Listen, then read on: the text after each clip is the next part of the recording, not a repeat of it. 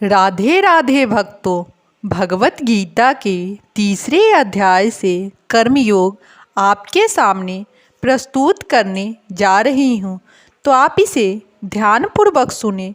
श्लोक 41 में बताया गया है भक्तों, इंद्रिया मणि परानय आहु इंद्रिय भय परम मनः मनसा तु भी परा बुद्धि यच बुद्धे परत सह।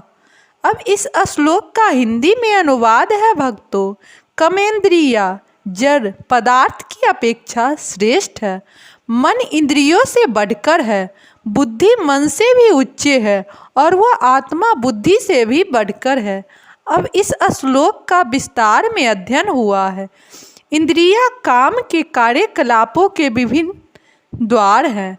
काम का निवास शरीर में है, किंतु उसे इंद्रिया रूपी झरोखे प्राप्त है। अतः कुल मिलाकर इंद्रिया शरीर से श्रेष्ठ है। श्रेष्ठ चेतना या कृष्ण भावनामृत होने पर ये द्वार काम में नहीं आते। कृष्ण भावनामृत में आत्मा भगवान के साथ सीधा संबंध स्थापित करता है। अतः यहाँ पर वर्णित शारीरिक कार्यों की श्रेष्ठता परमात्मा में आकर समाप्त हो जाती है।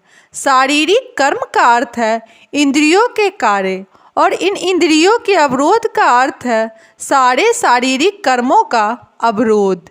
लेकिन चूंकि मन सक्रिय रहता है, अतः शरीर के मौन तथा स्थिर रहने पर भी मन कार्य करता रहता है। यथा स्वप्न के समय मन कार्यशील रहता है, किंतु मन के ऊपर भी बुद्धि की संकल्प शक्ति होती है और बुद्धि के भी ऊपर स्वयं आत्मा है।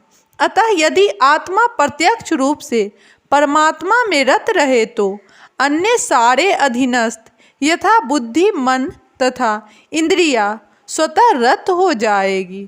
कठोर उपनिषद में एक ऐसा ही अंश है जिसमें कहा गया है कि इंद्रिय विषय इंद्रियों से श्रेष्ठ है और मन इंद्रियों विषय से श्रेष्ठ है। अतः यह मन भगवान की सेवा में निरंतर लगा रहता है, जो इन इंद्रियों के अन्यत्र रत होने की संभावना नहीं रह जाती। इन मनोवृत्ति की विवेचना की जा चुकी है। परम दृष्टा विवर्ते, यदि मन भगवान की दिव्य सेवा में लगा रहे तो तुच्छ विषयों में उसके लग पाने की संभावना नहीं रह जाती। कठोर उपनिषद में आत्मा को महान कहा गया है। अतः आत्मा इंद्रिय विषय और इंद्रियों मन तथा बुद्धि इन सब से ऊपर है। अतः सारी समस्याओं का हल यह है कि आत्मा के स्वरूप को प्रत्यक्ष समझा जाए। मनुष्य को चाहिए कि बुद्धि के द्वारा आत्मा की स्वाभाविक स्थिति को ढूंढे और फिर मन को निरंतर कृष्ण भावनामृत में लगाए। इससे सारी समस्याओं का हल हो जाता है।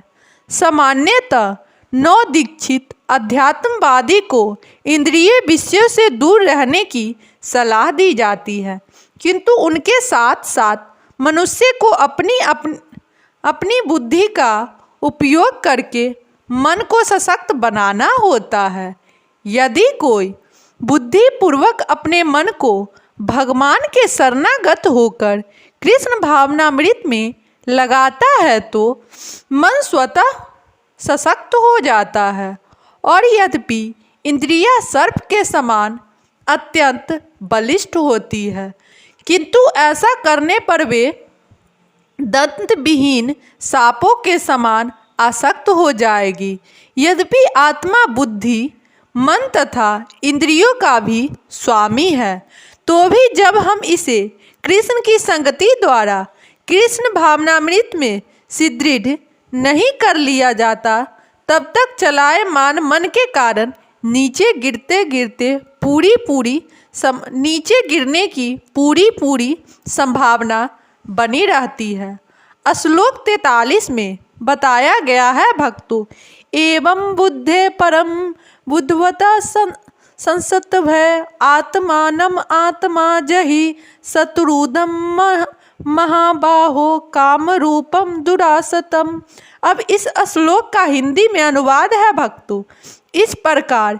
हे महाबाहु अर्जुन, अपने आप को भौतिक इंद्रियों तथा मन बुद्धि से परे जानकर मन को सावधान आध्यात्मिक बुद्धि कृष्ण भावनामृत में स्थिर करके आध्यात्मिक शक्ति द्वारा इस काम रूपी दुर्योधन शत्रु को जीतो। अब इस श्लोक का विस्तार में अध्ययन हुआ है भक्तों। भगवत गीता का यह तृतीय अध्याय निष्कर्म मनुष्य को निर्देश देता है कि वह निर्देश शून्यवाद को चरण लक्ष्य न मानकर अपने आप को भगवान का शाश्वत सेवक समझते हुए कृष्ण भावनामृत में प्रवृत्त हो। भौतिक जीवन में मनुष्य काम तथा प्रकृति पर प्रभुत्व पाने की इच्छा से प्रभावित होता है। प्रभुत्व तथा इंद्रिय तृप्ति की इच्छाएं बंध जीव की परम शत्रु है, किंतु कृष्ण भावनामृत की शक्ति से मनुष्य इंद्रियों मन तथा बुद्धि पर नियंत्रण रख सकता है। इसके लिए मनुष्य को सहसा अपने नियत कर्मों को बंद करने की आवश्यकता नहीं है, अपितु धीरे धीरे कृष्ण भावनामृत विकसित करके भौतिक इंद्रियों तथा मन से प्रभावित हुए बिना अपने शुद्ध स्वरूप के प्रति लक्षित स्थिर बुद्धि से दिव्य स्थिति को प्राप्त हुआ जा सकता है। यही इस अध्याय का सारांश है। सांसारिक जीवन की अपरिपक्व अवस्था में दर्शन चिंतन तथा यौगिक आसनों के अभ्यास से इंद्रियों को वश में करने के कृत्रिम प्रयासों से आध्यात्मिक जीवन प्राप्त करने में सहायता नहीं मिलती। उसे श्रेष्ठ बुद्धि द्वारा कृष्ण भावनामृत में प्रशिक्षित होना होता है। इस प्रकार श्रीमद् भगवत गीता के तृतीय अध्याय कर्मयोग का भक्ति वेदांत तात्पर्य पूर्ण हुआ। हमसे इस अध्याय में कोई त्रुटि हुआ हो भक्तों तो क्षमा कीजिएगा। राधे राधे।